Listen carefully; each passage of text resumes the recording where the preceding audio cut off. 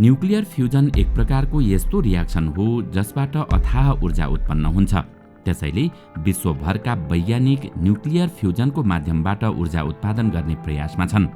सरल भाषामा भन्नुपर्दा वैज्ञानिकहरू त्यस्तो ऊर्जा उत्पादन गर्न चाहन्छन् जसले सूर्यलाई चम्काउने गर्दछ। चाखलाग्दो कुरा त के हो भने जति ऊर्जा 40,000 टन कोइलाबाट निस्कन्छ त्यति नै ऊर्जा मात्र 1 किलोग्राम न्युक्लियर फ्युजनबाट प्राप्त गर्न सकिन्छ। पछिल्लो समय वैज्ञानिकहरूले यस क्षेत्रमा ठूलो सफलता हासिल गरेका छन्। दर्शकवृन्द, आउनुहोस् आजको यस श्रृङ्खलामा हामी कसरी न्युक्लियर फ्युजन गरेर नेट पोजिटिभ इनर्जी उत्पादन गरिन्छ, के यसले सम्पूर्ण विश्वको ऊर्जा सङ्कटलाई अन्त्य गर्नेछ? आज हामी यसैको बारेमा विशेष चर्चा गर्नेछौँ। न्युक्लियर फ्युजन बुझ्नका लागि सबैभन्दा पहिले एटम अर्थात् परमाणु के हो भन्ने बुझ्नु जरुरी छ, किनकि सबै कुराको सुरुवात परमाणुबाटै हुन्छ। परमाणु भनेको कुनै पनि पदार्थको सबैभन्दा सानो कण हो जसबाट सारा संसार बनेको छ। जसरी एउटा एउटा इँटा जोडेर पर्खाल बन्छ त्यसैगरी परमाणुहरू मिलेर कुनै पनि पदार्थ बन्छ। यसलाई बुझ्न एउटा उदाहरण हेरौँ। मानौँ कि हामीसँग एउटा सुनको सिक्री छ। यदि त्यसलाई चुडालियो भने सुनको सिक्रीको रूपमा नरहे पनि सुनको रूपमा भने अवश्य रहन्छ। यदि त्यो टुक्रिएको सुनलाई पनि लाखौं करोडौं टुक्रा पारियो भने हामीले सुनको सबैभन्दा सानो कण फेला पार्नेछौँ। हो, सुनको सबैभन्दा सानो र अन्तिम कणलाई नै सुनको परमाणु भनिन्छ। तर त्यो सुनको परमाणुलाई पनि टुक्र्यायो भने त्यो सुन रहने छैन, किनकि परमाणुभित्र पनि केही पार्टिकल्स मतलब कणहरू हुन्छन्। त्यसपछि परमाणु 3 वटा कणहरूमा टुक्रिनेछन्। ती कणहरू हुन् प्रोटोन, न्युट्रोन र इलेक्ट्रोन।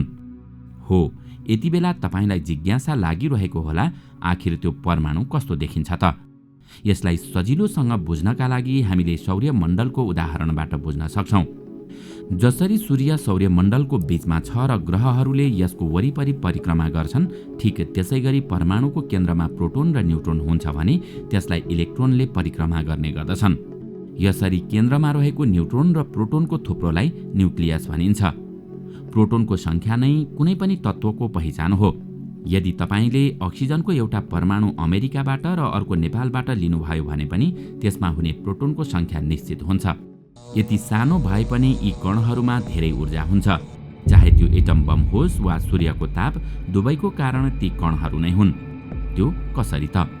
यसको कारण हो न्युक्लियर प्रोसेस अर्थात् न्युक्लियसमा हुने परिवर्तन।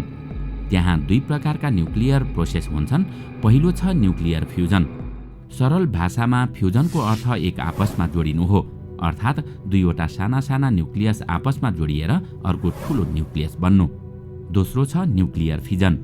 फिजनको अर्थ टुक्रिनु हो, अर्थात् एउटा ठूलो न्युक्लियस टुक्रिएर 2 वटा न्युक्लियस बन्नु। अब एकछिन यी दुवै प्रक्रियाको विस्तृतमा बुझौँ। सबैभन्दा पहिले न्युक्लियर फिजनका बारेमा चर्चा गरौँ। फिजन भनेको टुक्रिनु अर्थात् ठूलो न्युक्लियस टुक्रेर 2 वटा न्युक्लियस बन्नु हो। हामीले बारम्बार सुन्ने गरेको एटम बम पनि न्युक्लियर फिजनबाट बन्छ र परमाणु ऊर्जाबाट बिजुली बनाउने प्रक्रिया पनि न्युक्लियर फिजन नै हो।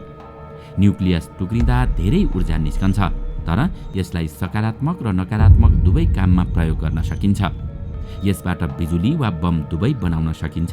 विनाशका लागि प्रयोग गर्ने कि फाइदाका लागि त्यो प्रयोग गर्नेको हातमा हुन्छ।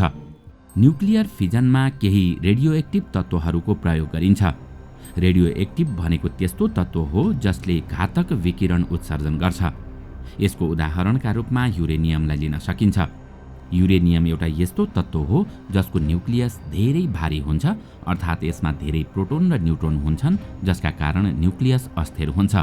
अर्को शब्दमा भन्नुपर्दा अधिक वजनका कारण यो अस्थिर हुन्छ र टुक्रिन थाल्छ। तर ऊर्जा उत्पादन गर्न यसलाई बलपूर्वक टुक्र्याउनु पर्छ। यसका लागि अर्को अतिरिक्त न्युट्रोन प्रयोग गरिन्छ। जस्तै युरेनियमको परमाणुलाई जब एउटा न्युट्रोनले प्रहार गरिन्छ तब युरेनियमको परमाणु क्रिप्टोन र बेरियम नामक 2 वटा इलिमेन्ट्समा टुक्रिन्छ। 3 वटा अतिरिक्त न्युट्रोन पनि बाहिर निस्कन्छन्। यी 3 वटा न्युट्रोन युरेनियमका 3 वटा अन्य परमाणुसँग ठोकिन्छन्। यसबाट चेन रियाक्सन बन्छ। यसलाई न्युक्लियर फिजन चेन रियाक्सन भनिन्छ र यो प्रक्रियाबाट धेरै ऊर्जा निस्कन्छ। यो ऊर्जा सकारात्मक र नकारात्मक दुवै प्रकारको हुन सक्छ भन्ने कुरा त हामीले पहिले नै भनिसक्यौँ।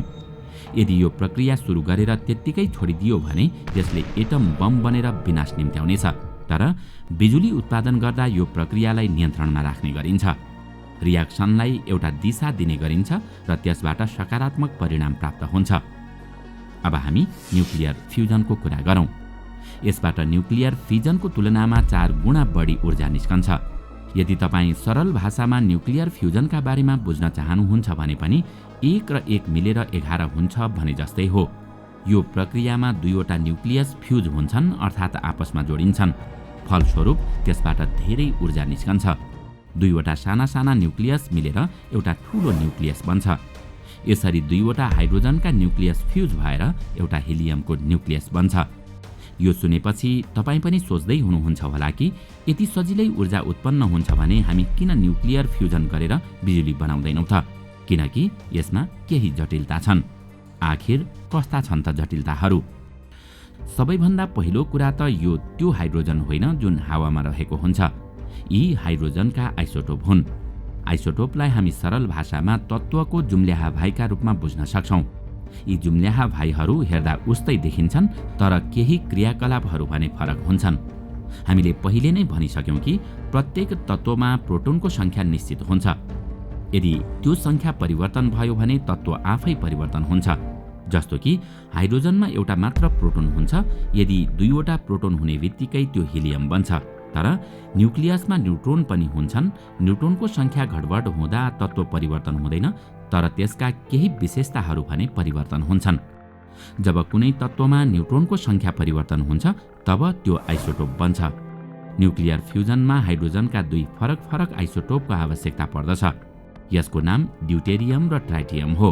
अर्को कुरा, ड्युटेरियम र ट्राइटियम प्लाज्मा स्टेटमा हुन्छन्। अब यो प्लाज्मा स्टेट भनेको के हो त? त्यो पनि थाहा पाइहालौँ। तपाईले सुन्नुभएकै होला कि प्रत्येक पदार्थ 3 अवस्थामा रहेका हुन्छन्: ठोस, तरल वा ग्यास। प्लाज्मा चौथो अवस्था हो। यी 3 वटै अवस्थाभन्दा बिल्कुलै फरक। प्लाज्मामा केही इलेक्ट्रोन प्रत्येक परमाणुबाट अलग भएर स्वतन्त्र रूपमा रहेका हुन्छन्। यस्तो हुन धेरै उच्च तापक्रममा मात्रै सम्भव छ। न्युक्लियर फ्युजन गर्न हाइड्रोजनलाई प्लाज्मा स्टेटमा परिणत गर्नुपर्छ। तेस्रो कुरा, न्युक्लियर रिएक्टर भित्रको तापक्रम 10 करोड डिग्री सेल्सियस हुनुपर्दछ। जब यी सबै शर्त पूरा हुन्छन् तब ड्युटेरियम र ट्राइटियम आपसमा आएर ठोक्किन्छन्। त्यसपछि धेरै काइनेटिक ऊर्जाका कारण यी परमाणुहरू आपसमा फ्युज हुन पुग्छन्। फलस्वरूप एउटा हिलियम परमाणु बन्छ र एउटा न्युट्रोन निस्किन्छ। यसको साथमा अथाह ऊर्जा पनि उत्सर्जन हुन्छ। यो त्यही ऊर्जा हो जसबाट सूर्य चम्किने गर्दछ। त्यसो त न्युक्लियर फ्युजन त्यति सहज भने छैन, किनकि सबैभन्दा पहिला न्युक्लियर फ्युजनका लागि हाइड्रोजनलाई प्लाज्मा स्टेटमा परिणत गर्नुपर्ने हुन्छ।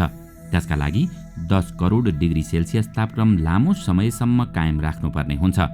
सरल भाषामा भन्नुपर्दा न्युक्लियर फ्युजको प्रक्रियामा जति इनर्जी खपत हुन्छ त्योभन्दा कैयौं गुणा ज्यादा न्युक्लियर फ्युजनबाट इनर्जी प्राप्त गर्नुपर्ने हुन्छ, मतलब नेट पोजिटिभ इनर्जी। तर अब वैज्ञानिकहरूले यो समस्याको पनि समाधान निकालेका छन्। क्यालिफोर्नियाको लरेन्स लिभरमोभ प्रयोगशालाले एउटा उपकरण बनाएको छ जसको आकार 3 वटा फुटबल मैदान बराबर छ। अब यसको प्रक्रिया सरल तरिकाले बुझौँ। यसमा लेजर बिमको प्रयोग गरिन्छ। यी लेजर बिममा उच्च स्तरको ऊर्जा रहेको हुन्छ। रियाक्टरभित्र उच्च दबाव र उच्च तापक्रम सिर्जना गर्न 192 वटा लेजर किरणलाई क्रमशः एम्प्लिफाई गरिन्छ। सबैभन्दा पहिलो बिजुलीबाट फ्ल्यास ल्याम्प चलाइन्छ, जसले गर्दा बिजुली प्रकाशमा परिणत हुन्छ। यो प्रकाश लेजर ग्लासको एम्प्लिफायरले सोच्ने गर्दछ। एम्प्लिफायर एउटा यस्तो मेसिन हो जसको माध्यमबाट कुनै पनि किरणको ऊर्जा बढाउन सकिन्छ। यी एम्प्लिफायरको सहायताले लेजर किरणको ऊर्जा लाखौं गुणा वृद्धि हुन्छ। त्यसपछि यी लेजर किरणलाई 10 mm को लक्ष्यमा केन्द्रित गरेर रियाक्टरभित्र पठाइन्छ। त्यसपछि त्यो लक्ष्यमा धेरै उच्च दबाव र तापक्रम उत्पन्न हुन्छ र त्यसबाट 1 सेकेन्डभन्दा कम समयका लागि सूर्यको जत्तिकै ऊर्जा उत्पन्न हुन्छ। यही प्रक्रिया मार्फत हालै वैज्ञानिकहरूले नेट पोजिटिभ इनर्जी उत्पन्न गराउन सफल भएका हुन्। हुन त यो नेट पोजिटिभ इनर्जी 1 लिटर पानी उमाल्न पुग्ने जति मात्रै उत्पन्न भएको छ, तर भविष्यमा यसलाई बढाउन सकिन्छ। अब प्रश्न उठ्छ, यस्तो जटिल प्रविधिको आवश्यकता किन पर्यो त? हामीले सुरुमा भनिसकेका छौँ कि 1 किलोग्राम न्युक्लियर फ्युलबाट उत्पन्न हुने ऊर्जा 40,000 टन कोइलाबाट प्राप्त हुने ऊर्जा बराबर हुन्छ। यो प्रक्रियाबाट स्वच्छ ऊर्जा सिर्जना गर्न सकिन्छ। अहिले प्रदूषण र त्यसबाट निस्कने कार्बन डाइअक्साइडका कारण विश्व सङ्कटमा परेको छ। त्यही कारण धेरै देशहरू नवीकरणीय ऊर्जातर्फ आकर्षित भइरहेका छन् ताकि कार्बन उत्सर्जन थोरै होस्। यसका लागि न्युक्लियर फ्युजन धेरै प्रभावकारी साबित हुन सक्छ। अर्को कुरा, यो कहिल्यै अन्त्य नहुने ऊर्जा हो किनभने यसको कच्चा पदार्थ हाइड्रोजन हो जुन सजिलै उपलब्ध छ। अहिले विश्वमा तेल र कोइलाको नियन्त्रण भएका देशहरूले मनोमानी ढङ्गले काम गरिरहेका छन् किनकि अधिकांश ऊर्जा तेल र कोइलाबाटै उत्पादन हुने गरेको छ। यदि यो प्रविधि सफल भयो भने भविष्यमा ऊर्जाका लागि कोही कसैमाथि निर्भर रहनुपर्ने छैन। दर्शक वृन्द, आजको श्रृङ्खला तपाईलाई कस्तो लाग्यो हामीलाई कमेन्टमा अवश्य बताउनुहोला। साथै आजको श्रृङ्खला तपाईलाई राम्रो लाग्यो भने लाइक तथा सेयर गरी हाम्रो च्यानललाई सब्स्क्राइब गर्न नभुल्नुहोला र साथमा रहेको बेल आइकन पनि थिच्नुहोस् ताकि हामीले अपलोड गर्ने नयाँ भिडियोको जानकारी सबैभन्दा पहिला तपाईलाई प्राप्त होस्। आजका लागि यति नै। अर्को भिडियोमा अझै रोचक जानकारी लिएर आउने नै छौँ। तबसम्मका लागि बिदा दिनुहोस्। नमस्कार।